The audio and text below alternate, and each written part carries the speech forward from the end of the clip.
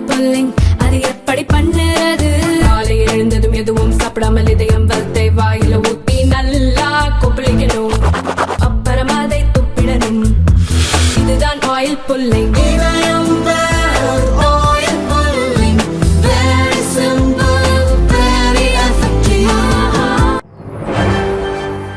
வணக்கம். செய்திச் சுருக்கம்.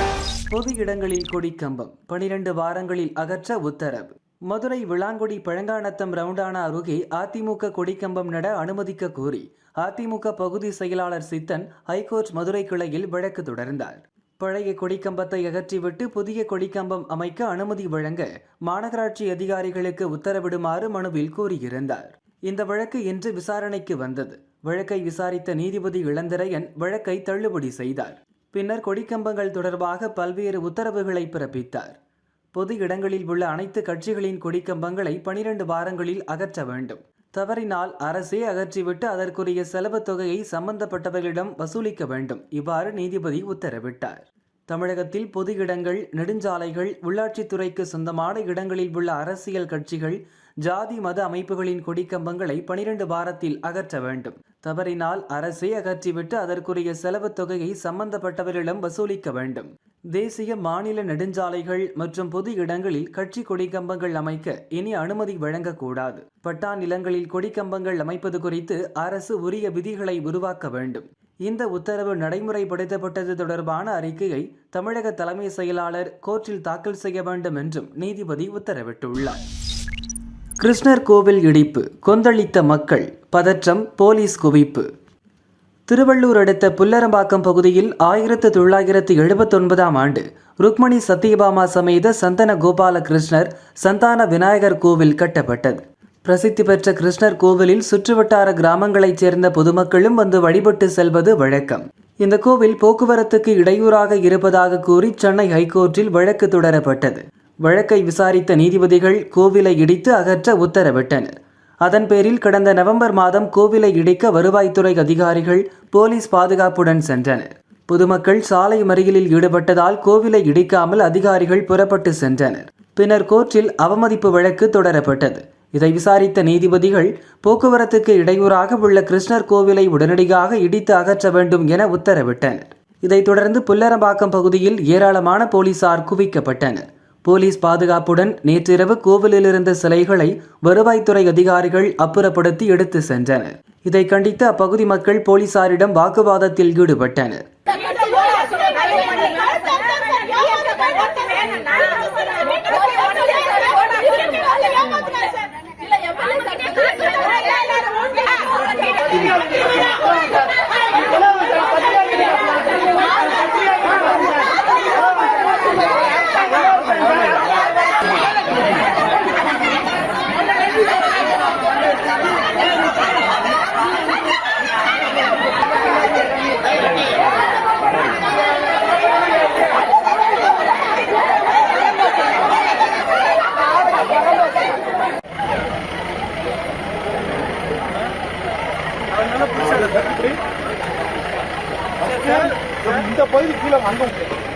பின்னர் இன்று காலை கோவில் இடித்து தரைமட்டமாக்கப்பட்டது.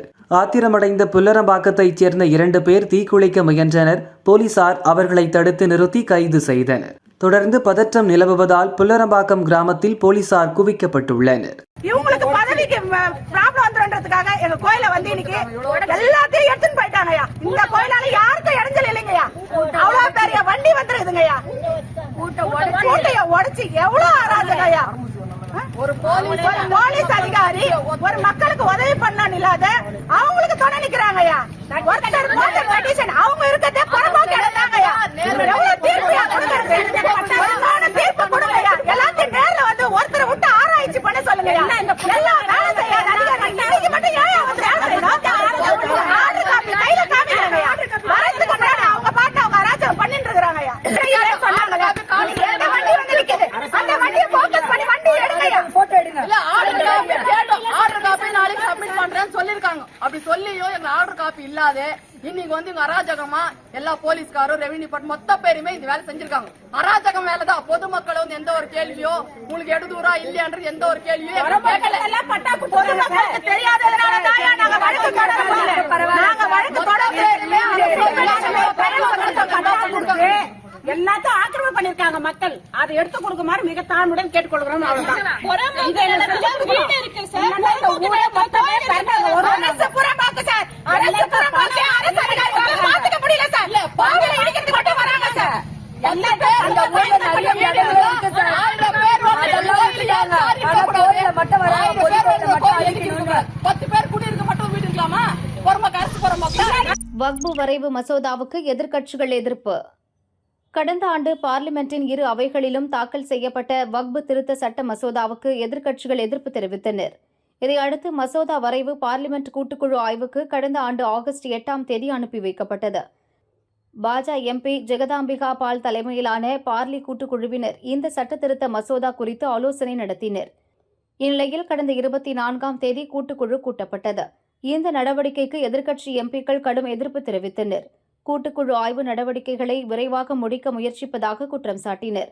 வரைவு சட்டத்தில் முன்மொழியப்பட்ட திருத்தங்கள் குறித்து விவாதிக்க போதிய கால அவகாசம் வழங்கப்படவில்லை என்றும் தெரிவித்தனர். எதிர்க்கட்சிகளின் எதிர்ப்பால் கூட்டுக்குழு கூட்டம் அடுத்தடுத்து 2 முறை ஒத்திவைக்கப்பட்டது. திமுக எம்பிக்கள் ராசா, முகமது அப்துல்லா, ஏஐஎம்ஐஎம் கட்சித் தலைவர் அசாதுதீன் ஒவைசி உள்ளிட்ட 11 பேர் ஒருநாள் சஸ்பெண்ட் செய்யப்பட்டனர். இதைத் தொடர்ந்து இன்று மீண்டும் கூட்டுக்குழு கூட்டம் துவங்கி நடக்கிறது. அப்போது வக்பு மசோதாவை அவசரமாக தாக்கல் செய்யக்கூடாது என திமுக, திரிணாமுல் எம்பிக்கள் வாக்குவாதத்தில் ஈடுபட்டனர். முடிந்தது வடகிழக்கு பருவமழை. பருவக்காற்று 2 நாட்களில் விலகும். தமிழகத்தில் கடந்த அக்டோபர் 15இல் வடகிழக்கு பருவமழை துவங்கியது. வழக்கமாக அக்டோபர் 3வது வாரம் முதல் டிசம்பர் மாத இறுதி வரை வடகிழக்கு பருவமழை பெய்யும். ஆனால் நடப்பாண்டில் ஜனவரி மாதம் வரை வடகிழக்கு பருவமழை நீடித்தது. தென் மாவட்டங்களில் அதிகமான மழை கொட்டி தீர்த்தது. திருநெல்வேலி, சேலம், தருமபுரி, கிருஷ்ணகிரி, திருப்பத்தூர், விழுப்புரம் மாவட்டங்களில் இயல்பை விட மிக அதிகமாக 59% மேல் மழை பதிவாகியிருந்தது. இந்நிலையில் வடகிழக்கு பருவமழை தமிழகம், புதுச்சேரி, கேரளா, கடலோர ஆந்திரா போன்ற பகுதிகளிலிருந்து இன்றுடன் விலகியதாக இந்திய வானிலை ஆய்வு மையம் அறிவித்துள்ளது. தமிழகத்தில் 100 நாட்களுக்கு மேலாக மழை பெய்த நிலையில் இயல்பை விட 33% அதிகமாக பெய்துள்ளது என வானிலை ஆய்வு மையம் தகவல் தெரிவித்துள்ளது. தமிழகத்தில் இன்றும் நாளையும் பெரும்பாலான பகுதிகளில் வறண்ட வானிலையே காணப்படும். காலை வேளையில் லேசான பனிமூட்டம் காணப்படும். வடகிழக்கு பருவக்காற்று அடுத்த 2 நாட்களில் விலகுவதற்கான சூழல் உருவாகியுள்ளது எனவும் வானிலை ஆய்வு மையம் கணித்துள்ளது. நேதாஜி பற்றிய சர்ச்சை பதிவு. ராகுல் மீது பாய்ந்தது வழக்கு. நாடு சுதந்திரம் பெற காரணமான சுதந்திர போராட்ட வீரர்களில் முக்கியமானவர் நேதாஜி சுபாஷ் சந்திரபோஸ். இவர் 1945 ஆகஸ்ட் 18இல் தைவானின் தாய்பேய் நகரில் நடந்த விமான விபத்தில் இறந்ததாக சொல்லப்படுகிறது. ஆனால் இதுவரை உறுதியான ஆதாரம் வெளியாகவில்லை. கடந்த 23ஆம் தேதி நேதாஜியின் பிறந்த நாளையொட்டி லோக்சபா எதிர்க்கட்சித் தலைவரும் காங்கிரஸ் எம்பியுமான ராகுல் பதிவு ஒன்றை வெளியிட்டார். அதில் ஆகஸ்ட் 18, 1945இல் நேதாஜி இறந்ததாக குறிப்பிட்டிருந்தார். அவரது இந்த பதிவுக்கு கடும் எதிர்ப்பு கிளம்பியுள்ளது. நேதாஜி இறந்தது குறித்து எந்த ஆதாரமும் இல்லாத நிலையில் ராகுல் எப்படி தேதியை உறுதி செய்தார் என்று எதிர்ப்பு தெரிவிக்கின்றனர். நேதாஜி மரணம் தொடர்பாக பொய்யான தகவலை பரப்புவதாக ராகுல் மீது தெற்கு கொல்கத்தாவின் பவானிபூர் போலீஸ் ஸ்டேஷனில் அகில பாரதிய இந்து மகாசபா அமைப்பினர் புகார் அளித்துள்ளனர். புகாரின் அடிப்படையில் ராகுல் மீது போலீசார் வழக்கு பதிவு செய்துள்ளனர். ராகுல் மற்றும் அவரது கட்சியினர் மக்களிடம் உள்ள நேதாஜியின் நினைவுகளை அழிக்க முயற்சிப்பதாக அகில பாரதிய இந்து மகாசபா மாநில தலைவர் சந்திரசூட் கோஸ்வாமி குற்றம் சாட்டினார். இவர்களை மக்கள் கடுமையாக தண்டிக்க வேண்டும். நேதாஜி குறித்து பொய்யான தகவலை பரப்பினால் அவர்களுக்கு எதிராக நாங்கள் போராடுவோம் என்றும் கூறினார். இஸ்ரேல் நடத்திய பயங்கர அட்டாக். புஸ் போர் நிறுத்தம். பகீர் சம்பவத்தின் பின்னணி. 2023 அக்டோபர் 7ஆம் தேதி இஸ்ரேலுக்குள் புகுந்த ஆயிரக்கணக்கான ஹமாஸ் பயங்கரவாதிகள் மக்களை குருவி சுடுவது போல் சுட்டுத் தள்ளினர். காசாவிலிருந்து அடுத்தடுத்து ஏவுகணைகளையும் இஸ்ரேல் மீது ஏவினர். இந்த கொடூர தாக்குதலில் 1200 பேர் கொல்லப்பட்டனர். 250 பேரை பிணை கைதிகளாக ஹமாஸ் பயங்கரவாதிகள் பிடித்துச் சென்றனர். இதுதான் இஸ்ரேல் ஹமாஸ் போர் வெடிக்க முக்கிய காரணமாக இருந்தது. காசாவில் ஹமாஸ் மீது இஸ்ரேல் போர் தொடுத்ததை கண்டித்து இஸ்ரேலின் வடக்கு எல்லையில் உள்ள லெபனானில் இருந்தபடி ஹெஸ்புல்லா பயங்கரவாதிகள் இஸ்ரேலை தாக்க ஆரம்பித்தனர். இதனால் ஹெஸ்புல்லாவுக்கு எதிராகவும் இஸ்ரேல் போர் தொடுத்தது. அமெரிக்கா, பிரான்ஸ், எகிப்து, ஜோர்டன் நாடுகள் எடுத்த முயற்சியால் இப்போது 2 போர்களுமே முடிவுக்கு வந்துவிட்டன. முதலில் ஹெஸ்புல்லா போரும் 2வது ஹமாஸ் போரும் நிறுத்தப்பட்டன. ஹெஸ்புல்லா போரை பொறுத்தவரை pager attack, walkie talkie attack மூலம் தாக்குதலை தீவிரப்படுத்தி இருந்தது இஸ்ரேல். பின்னர் தெற்கு லெபனான் மற்றும் லெபனான் தலைநகர் பெய்ரூட்டில் வான்வழி தாக்குதல் நடத்தி குண்டுமழை பொழிந்தது. அதேபோல் தெற்கு லெபனானில் படைகளை அனுப்பி பீரங்கிகள் மூலம் தரைவழி தாக்குதலையும் ஆரம்பித்தது. இதனால் தெற்கு லெபனானில் இருந்து லட்சக்கணக்கான மக்கள் வடக்கு லெபனானை நோக்கி இடம்பெயர்ந்தனர். மொத்தம் 3200 பேரை இஸ்ரேல் கொன்று குவித்தது. ஆயிரக்கணக்கான வீடுகள் தரைமட்டமாகின. தெற்கு லெபனானில் இருந்து இஸ்ரேல் மீது தாக்குதல் நடத்தி வந்த ஹெஸ்புல்லா பயங்கரவாதிகளை இஸ்ரேல் ராணுவம் ஓடவிட்டது. முக்கிய திருப்பமாக ஹெஸ்புல்லா தலைவன் ஹசன் நஸ்ரல்லாவையும் போட்டு தள்ளியது. பல முன்னணி தலைவர்களும் கொல்லப்பட்டனர். இப்படி ஒரு சூழலில்தான் அமெரிக்கா, பிரான்ஸ் எடுத்த முயற்சியால் நவம்பர் 27ஆம் தேதி முதல் போர் நிறுத்தம் அமலுக்கு வந்தது. போர் நிறுத்த ஒப்பந்தப்படி 60 நாட்களுக்குள் தெற்கு லெபனானிலிருந்து இஸ்ரேல் படைகள் முழுமையாக காலி செய்ய வேண்டும். அதேபோல் லிட்டானி நதிக்கு அப்பால் ஹெஸ்புல்லா போய்விட வேண்டும். அதாவது இஸ்ரேல் லெபனான் எல்லையிலிருந்து 30 கிலோமீட்டருக்கு அப்பால் லிட்டானி நதி உள்ளது. எல்லைக்கும் நதிக்கும் இடையே உள்ள பகுதியில் ஹெஸ்புல்லா தடயமே இருக்கக்கூடாது. அவர்களது முகாம்கள், ஆயுத கிடங்குகள், ஆயுதங்கள் எல்லாம் அழிக்கப்பட வேண்டும். பதிலுக்கு தெற்கு லெபனான் எல்லையில் லெபனான் நாட்டின் சொந்த இராணுவ வீரர்கள் நிறுத்தப்பட வேண்டும். இதுதான் ஒப்பந்தத்தின் சாராம்சம். இந்த போர் நிறுத்தம் 2 மாதம் வரை அமலில் இருக்கும் என்று கூறியிருந்தனர். அதாவது ஜனவரி 26ஆம் தேதி வரை. ஜனவரி 26க்குள் இஸ்ரேல் படைகள் மொத்தமாக தெற்கு லெபனானை காலி செய்திருக்க வேண்டும் என்று ஒப்பந்தம் சொல்வதால், ஏற்கனவே தெற்கு லெபனானை காலி செய்து வடக்கு திசை நோக்கி இடம்பெயர்ந்த லெபனான் மக்கள் நேற்று மீண்டும் தங்கள் சொந்த ஊரை நோக்கி படையெடுத்தனர். ஆனால் இஸ்ரேல் படை முழுவதுமாக காலி செய்யாமல் தெற்கு லெபனானில் முகாமிட்டிருந்தது. மக்களை தெற்கு நோக்கி வரவேண்டாம் என்று எச்சரித்தது. ஆனால் சாறை சாறையாக மக்கள் அணிவகுத்தனர். புர்ஜ் அல் முலுக் என்ற கிராமத்தில் இஸ்ரேல் படையினர் துப்பாக்கிச்சூடு நடத்தினர். ஊரை நோக்கி முன்னேறிய மக்கள் மீது சரமாரியாக குண்டு பாய்ந்தது. சம்பவ இடத்திலேயே 22 பேர் கொல்லப்பட்டனர். 300 பேர் வரை காயமடைந்ததாக லெபனான் சுகாதாரத்துறை கூறியுள்ளது. போர் நிறுத்த ஒப்பந்தத்தை இஸ்ரேல் ராணுவம் மீறிவிட்டதாக லெபனான் அரசும் ஹெஸ்புல்லாவும் குற்றம் சாட்டின. பதிலுக்கு அவர்கள் மீது இஸ்ரேல் ராணுவம் குற்றச்சாட்டுகளை சுமத்தியது. போர் ஒப்பந்தப்படி லெபனான் ராணுவம் எல்லையில் நிறுத்தப்பட வேண்டும். ஆனால் அவர்கள் முறையாக பணியில் ஈடுபடவில்லை. அதேபோல் லிட்டானி நதிக்கு அப்பால் ஹெஸ்புல்லா போக வேண்டும். அதுவும் நடக்கவில்லை. பல இடங்களில் ஹெஸ்புல்லா பயங்கரவாதிகள் உள்ளனர். அவர்களது முகாம்கள், ஆயுதங்கள் இன்னும் அழிக்கப்படவில்லை என்று இஸ்ரேல் குற்றம் சாட்டியது. இஸ்ரேல் படைகள் முழுமையாக காலி செய்யாததால் தெற்கு லெபனானில் தொடர்ந்து பதற்றம் நிலவி வருகிறது. இதற்கிடையே போர் நிறுத்த காலத்தை நீட்டித்து அமெரிக்காவின் வெள்ளை மாளிகை பரபரப்பு அறிவிப்பை வெளியிட்டுள்ளது. இஸ்ரேல் ஹெஸ்புல்லா போர் நிறுத்தம் ஜனவரி 26ஆம் தேதி முடிவுக்கு வந்தது. இப்போது இருதரப்பு ஒப்புதலுடன் போர் நிறுத்தம் இன்னும் நீட்டிக்கப்படுகிறது. அதன்படி பிப்ரவரி மாதம் 18ஆம் தேதி வரை இந்த போர் நிறுத்தம் தொடரும் என்று வெள்ளை மாளிகை கூறியுள்ளது. இந்திய இசை கேட்டால் நடனமாடி விடுகிறேன். எனக்குள் இந்திய டிஎன்ஏ.